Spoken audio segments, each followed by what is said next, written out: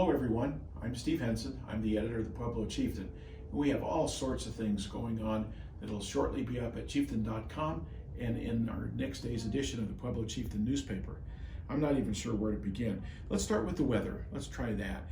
We have a storm front coming in Wednesday night. It's going to be all night, and it's supposed to get out of here early Thursday morning, certainly by noon. But we're expected to get a couple of inches. But if you're traveling north, you're talking about 6 to 8 inches over Monument Hill. And if you've made that drive recently, that's what's known as the gap because of all the construction that's happened there. And so it's going to be a real issue. And if you're traveling north, give yourself plenty of time to do that. So we're going to have a story on looking at the weather that's coming up. And also, it'll be our first real serious frost of the season. So this might do it for any plants that you still have going on outside.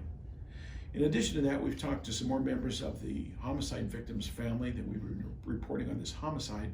And these people are down in the Monte Vista, San Luis Valley, and we've talked to them about their relative, and we have some more reporting on that.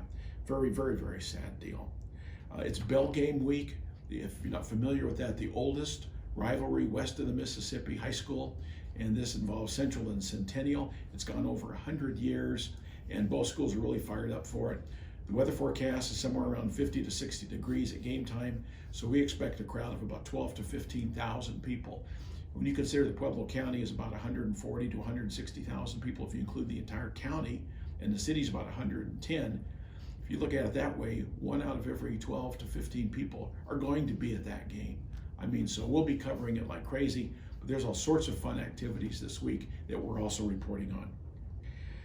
And we had an overnight crash that was more than a crash. We had a guy come down from the Denver area, zoom all over the place in Pueblo, was down in Beulah, hijacked cars, led police on a chase, shot at a first responder, and so we're going to have a story on that in detail. So a lot of news for you to check out at chieftain.com and in tomorrow's edition of the Pueblo Chieftain. We'll talk to you tomorrow.